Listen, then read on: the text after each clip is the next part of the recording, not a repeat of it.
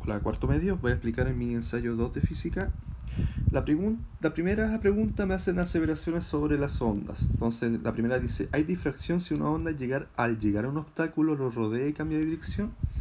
Esto es verdadero, ¿sí? Ocurre tanto para la luz como el sonido. ¿Una onda puede reflejarse y refractarse al mismo tiempo? También. ¿Sí? Recuerden, ya yo tengo una superficie cualquiera, tengo una onda.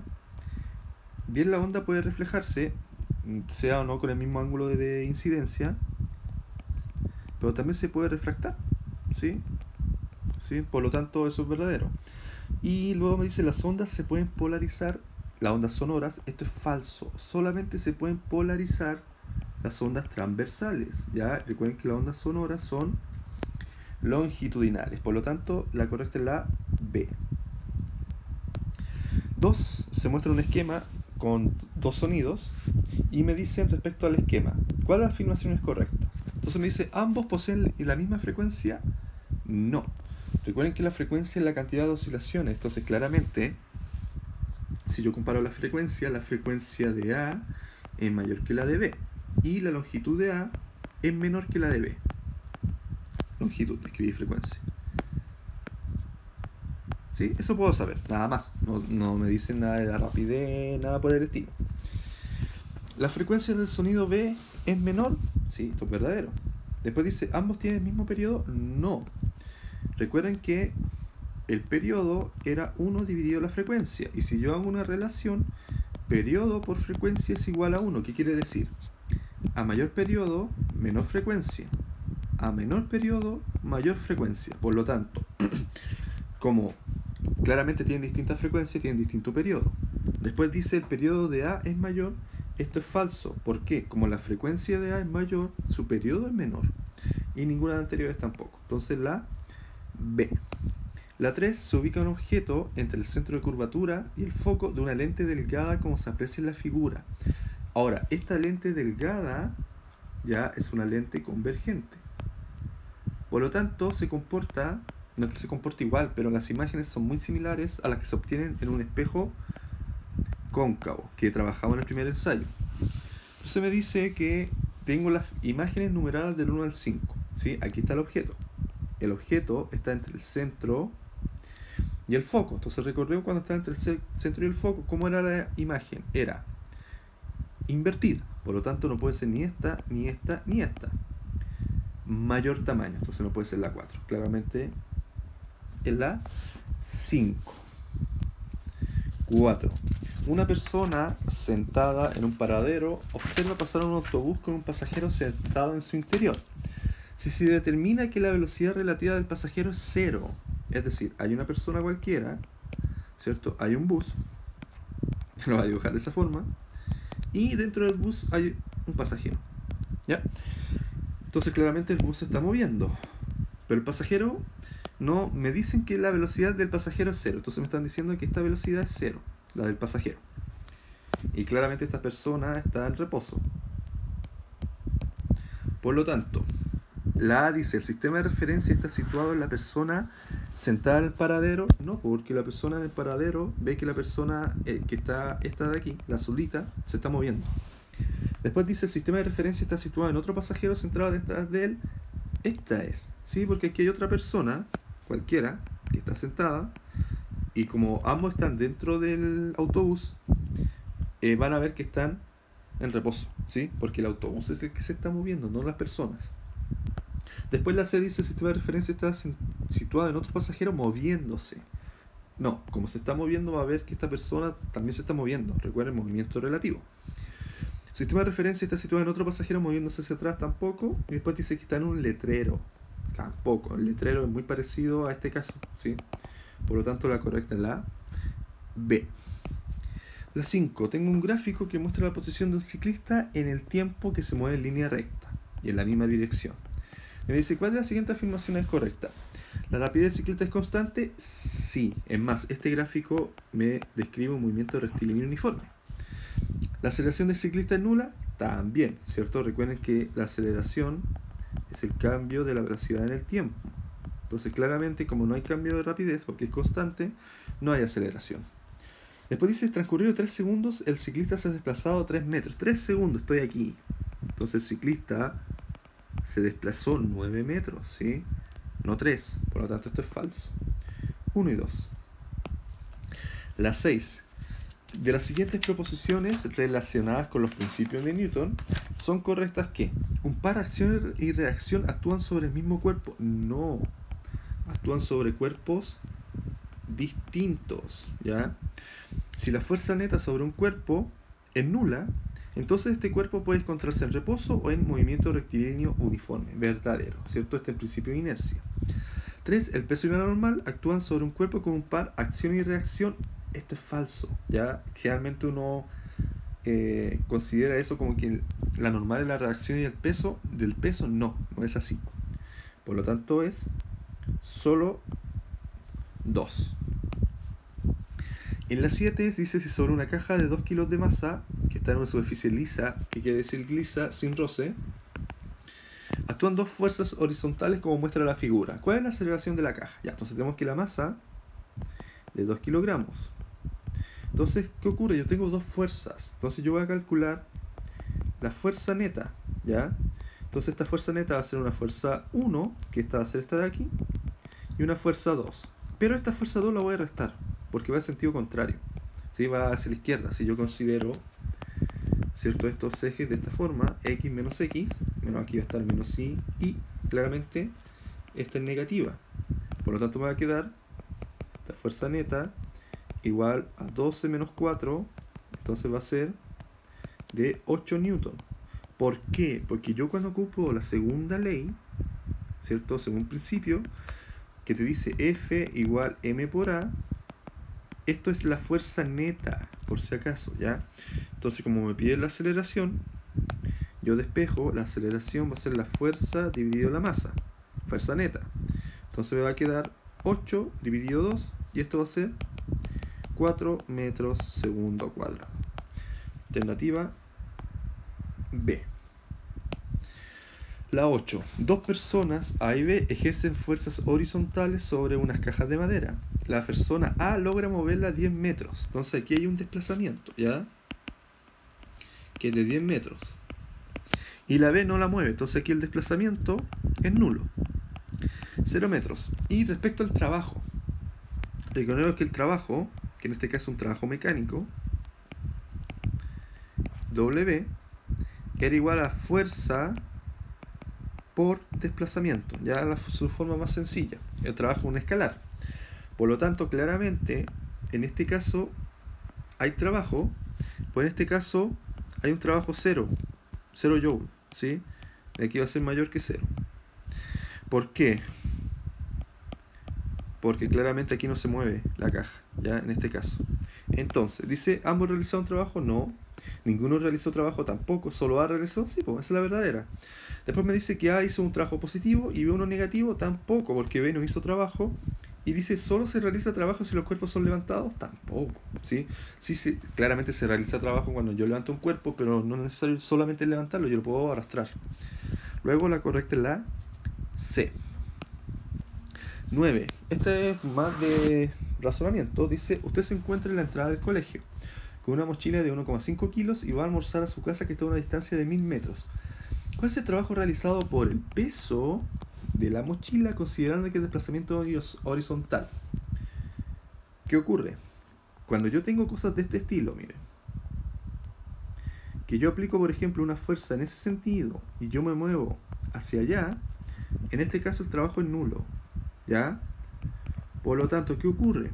Si yo tengo la mochila, ¿cierto?, entonces va a aplicar un peso hacia allá, pero la persona se mueve en la horizontal, ya se podría mover hacia allá, se podría mover hacia allá, pero ¿qué ocurre? En ambos casos se forma este ángulo recto, tanto ahí como aquí. Por lo tanto, en realidad aquí el trabajo es nulo, el trabajo que hace el peso, por lo tanto es 0 joule, ¿sí? Así de simple, no hay que hacer nada más que eso.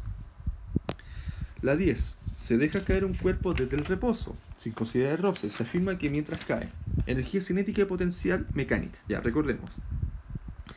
La potencial era energía potencial mgh. Era esta energía respecto al cambio de posición de un cuerpo. La cinética era la energía del movimiento de un cuerpo, es decir, la energía cinética era mv² partido 2, mayor rapidez, mayor energía cinética. Y la mecánica, en realidad, era simplemente la suma de la potencial con la cinética, ¿ya? Entonces yo tengo que ver qué ocurre con estas dos en realidad, ¿sí? Yo tengo que ver qué ocurre con estas dos. Entonces se está cayendo el cuerpo, ¿sí? Tengo un cuerpo y se está cayendo con una cierta rapidez, cae hacia el suelo. Entonces me dice, ¿la energía cinética se mantiene? No, porque este cuerpo cada vez va aumentando su rapidez, ¿sí? La energía potencial se mantiene tampoco, ¿sí? Porque claramente la altura va cambiando. En este caso iba cambiando la rapidez. Y como, ¿qué ocurre? Como una va a aumentar y la otra va a disminuir, la mecánica se va a mantener. ¿Por qué? Por esto de aquí. Esto es clave. Por eso se mantiene la energía mecánica, porque no hay roce, no hay fuerzas disipativas que se llaman. No hay fuerzas disipativas, ¿ya? Por lo tanto, la correcta es solo 3. La 11. Una caja desciende por un plano inclinado, el cual presenta roce, ¿ya? Entonces yo tengo un plano inclinado, que tiene un ángulo cualquiera. Si la caja en la parte superior del plano tenía 500 joules, entonces está la caja aquí, y luego está aquí. Entonces aquí tiene 500 joules. Y luego cuando baja tiene 300 joules. ¿Y cuál es la clave? Roce. Entonces aquí hay roce. Entonces me dicen, entonces con estos datos, el trabajo que realizado por la fuerza de roce es... Claramente, el trabajo de la fuerza de roce va a ser igual a qué cosa, al cambio de energía mecánica, ¿sí? ¿Ya? Pero yo tengo que considerar que este trabajo va a ser disipativo, ¿sí? Por lo tanto tiene que ser negativo, no puede ser ninguno de esos dos, ¿ya? Es más, en este caso va a ser el cambio de energía mecánica negativo, ¿ya? Entonces va a ser... disculpen, no sé por qué le puse negativo, si no es necesario. Ahí. Porque va a ser energía mecánica final menos energía mecánica inicial. Ya, entonces en este caso es 300 menos 500. Y esto va a ser menos 200 joules. Porque claramente lo que provoca el roce es que haya energía que se libera en forma de calor. Entonces por eso es negativo, ¿sí? El trabajo del roce. Entonces la correcta es la C. Del 12 dice, el esquema muestra cuerpos de masas iguales. Esta es clave. Masas iguales que se encuentran en plataformas de distinta altura. Los cuerpos 1 y 2 en la inferior y 3 y 4 en la superior. Dice que la magnitud de la velocidad de los cuerpos 1 y 3 es v. Entonces la rapidez de 1 es v y la rapidez de 3 es v y de 2 y 4 es 0. Entonces este tiene rapidez 0 y este tiene rapidez 0.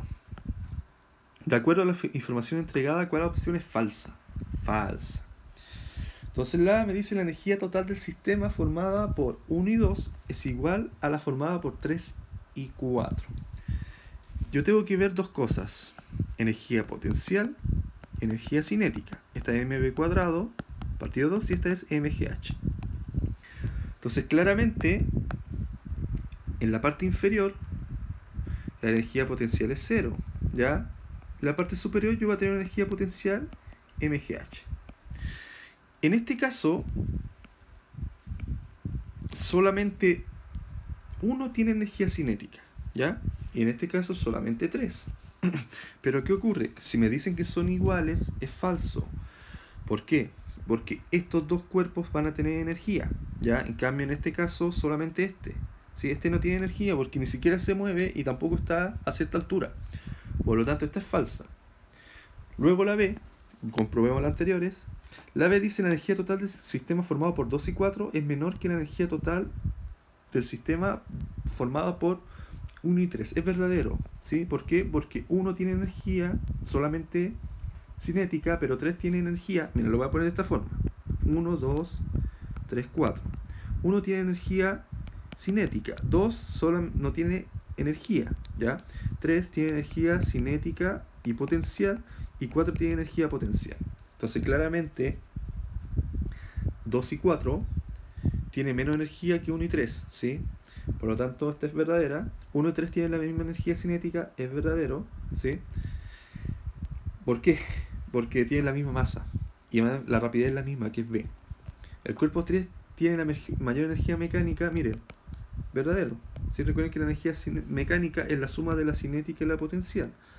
Y en la E, 3 y 4 tienen la misma energía potencial, es verdadero porque tienen la misma masa y la misma altura. Por eso la falsa es la A.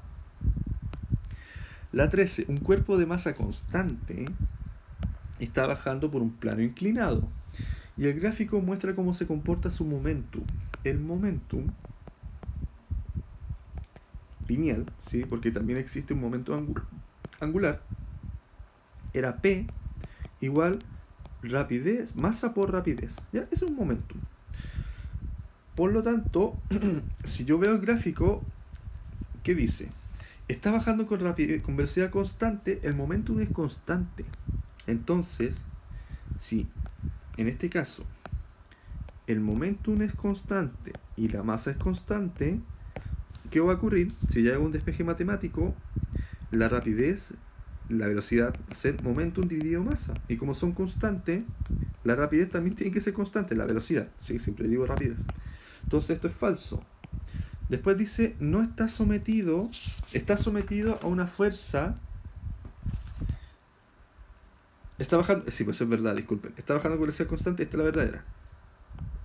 Después está sometido a una fuerza neta mayor que cero, no, porque si fuera mayor que cero, tendría que aumentar la rapidez. No posee momentum, es totalmente falso. Experimenta una aceleración constante mayor que cero, tampoco, ¿sí? Y aumenta su momentum, tampoco. Por lo tanto, la correcta es la A.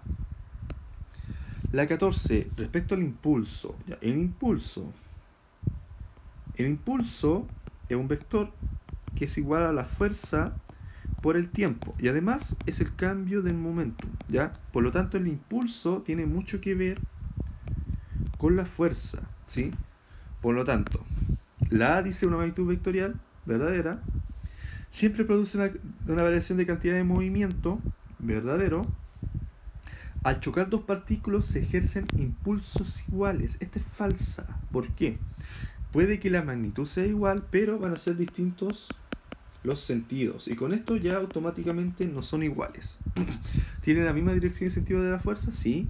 Dice, mientras mayor sea el tiempo de aplicación, mayor el impulso también. ¿Sí? Por lo tanto, la falsa es la C. La 15 es una magnitud que da cuenta de la mayor o menor agitación de las partículas que constituyen un cuerpo. La definición anterior corresponde al concepto de calor, iba a decir temperatura. El calor, ¿sí?, es una forma de energía. Además, podríamos decir que es luz, ¿sí? Recuerden, una luz que tiene cierta frecuencia. La convección es un método de transmisión de calor, ¿ya? Dilatación es un efecto de la temperatura y contracción es un efecto de la temperatura. Por lo tanto, claramente esta agitación es la temperatura. La 16, considerando las escalas Kelvin y Celsius, ¿ya? Es correcto afirmar que si un cuerpo incrementa su temperatura en 10 Kelvin, entonces su aumento es 20 en Celsius. Falso, ¿ya? Recordemos que los Kelvin, que es la escala absoluta, yo los puedo relacionar con los Celsius de la siguiente forma. Yo tengo que saber que 0 Kelvin son igual a 273 negativo, 15 Celsius, ¿ya? Entonces, estas escalas son lineales totalmente, ¿ya? Por lo tanto, los Kelvin van a ser igual a los grados Celsius más 273,15, ¿ya? Y los Celsius van a ser igual a los Kelvin menos 273,15. Por lo tanto es lineal. Si uno aumenta en 10, el otro aumenta en 10, ¿ya? Por lo tanto, después dice, si un cuerpo aumenta su temperatura en 10 grados Kelvin, entonces lo hacen en 10 Celsius, lo hacen 273 Kelvin. No. La escala Celsius está graduada de acuerdo a los puntos de fusión y ebullición del agua. Ya recordemos que este punto es de 0 Celsius, este es de 100 Celsius. En cambio, el Kelvin está respecto a la escala teórica absoluta, ¿sí? Al cero absoluto, a esto. ¿ya? Que es un punto donde no hay movimiento molecular. Esta es verdadera. Después dice, está en la razón 1 es a 2,73. Esta es falsa. Está en la razón 1 es a 1, ¿ya? Pero tienen esta variación, ¿cierto? Esta es la pequeña variación, pero su escala es 1 es a 1. La cantidad de energía cinética de un cuerpo a 70 Kelvin es mayor que la de un cuerpo a 50 Celsius. Esto es falso, ¿sí? Porque tú podrías restar, en este caso, 70 menos 273,15 y claramente te va a dar menor que 50. Luego la correcta es la C. 17. La dilatación que experimenta un cuerpo sólido depende de dilatación, ¿ya? Dilatación-contracción, ya va a tomar los dos casos, que es un efecto del cambio de temperatura, ¿ya? Esto ocurre por cambio de temperatura. En este caso es cambio de temperatura, no estoy hablando de periodo. Recordemos que esta dilatación es un coeficiente por un cambio de temperatura, ¿sí? Entonces, y por, disculpen, aquí tengo que poner un cambio de volumen, ¿sí? Por ejemplo, y esto por un volumen inicial, ¿sí? Entonces, ¿qué ocurre? Porque yo tengo que ver cuánto varía el volumen, la longitud, el área de un cuerpo, ¿sí? Respecto al cambio de temperatura. Claramente, cambio de temperatura positivo se va a dilatar, cambio de temperatura negativo se va a contraer, ¿ya? Pero todo tiene que ver por un coeficiente, por el cambio y por, claramente, la cantidad inicial. Entonces, ¿qué dice? ¿Valor coeficiente? Sí. Después dice la temperatura a la cual se encuentra inicialmente. No, yo necesito solamente el cambio, ¿ya? Yo no necesito ni siquiera lo final. Podría tener lo final y lo inicial, con eso calculo el cambio. Pero solo con lo inicial no me sirve de nada. Yo necesito el cambio, ¿ya? La variación de temperatura, sí. Entonces, 1 y 3. La 18, en relación a las distintas formas que se propaga el calor, ya estas formas son la conducción, la convección y la radiación, ¿ya? Entonces, respecto a esas formas dice, en una habitación que se saca el aire del calor, ¿se puede transmitir de un punto a otro? Sí, por radiación, ¿ya? Radiación, luz. Veamos de esa forma, calor de luz, entonces no necesita un medio material para propagarse. Al interior de una olla con agua y puesta a hervir, ¿el calor se propaga gracias a la convección? Sí, es verdadero. Recuerden que la convección se refiere a estas corrientes de aire que van cambiando según los cambios de temperatura, ¿ya? Un cuchillo metálico, al tocar con uno de sus extremos a un cuerpo que está a una elevada temperatura, el resto del cuchillo se calentará gracias a la conducción. Esto es verdadero, ¿sí? Entonces, la correcta es 1, 2 y 3. La 19. Cuando una sustancia está cambiando de estado, se caracteriza el proceso porque esto se está hablando de un cambio de fase, ¿ya? Entonces recordemos que los cambios de fase ocurren varias cosas. Hay cambios de... A ver, yo voy a absorber o ceder calor, ya eso es lo primero. Entonces, eso puede provocar disminución de densidad, puede provocar un aumento de masa, también puede provocar que no haya un cambio de volumen, o, es decir, disculpen, esos son todos falsos, estoy hablando por las tonteras.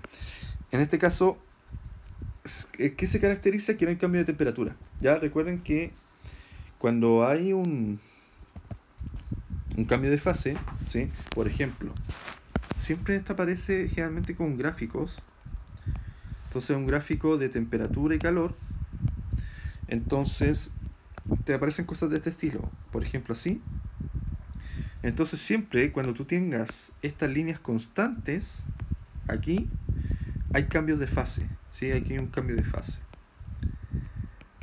Por ejemplo, aquí la sustancia estaba sólida, aquí estaba líquida, y después si sigue esto, aquí va a estar gaseosa, ¿ya? Entonces aquí ocurrió el cambio de fase, Es más, aquí ocurrió la fusión y aquí ocurrió la evaporación, ¿sí? Entonces, ¿por qué? Porque no hay cambio de temperatura, ¿sí? Puede haber otros cambios de densidad, etcétera, pero lo que es característico es que no hay cambio de temperatura. Y la 20 dice, comúnmente los ositos polares se refugian en cuevas de nieve donde logran estar en mayor temperatura que el exterior, como se muestra en la imagen. ¿Esto es gracias a qué? Entonces la A dice, ¿el calor específico del hielo es mayor que el del aire? Sí, ¿sí? Porque al ser mayor el calor específico, cuesta más aumentar la temperatura o disminuir la temperatura del hielo. Entonces por eso va a conservar más el calor. Después dice el B, lo contrario, entonces falso. ¿La capacidad térmica del hielo es muy grande? También. ¿Sí? Esta pregunta tiene... Bueno, hay que arreglarla porque tiene dos posibles respuestas. La capacidad térmica del hielo es muy grande también. Al tener una mayor capacidad térmica, conserva más el calor, ¿sí? Entonces claramente, como en el exterior está a menor temperatura y en el interior está a mayor temperatura, claramente al osito le conviene refugiarse en la cueva. Después dice, ¿el hielo no es buen conductor del calor? No, esto es falso. ¿El calor latente del hielo es bajo comparado a otras sustancias? Falso. Por lo tanto, la correcta es la A o la C. Y eso, sí, ahí está explicado el segundo mini ensayo. Aquí están las alternativas. Ahora solamente me falta el tercero. Que estén bien, cuídense.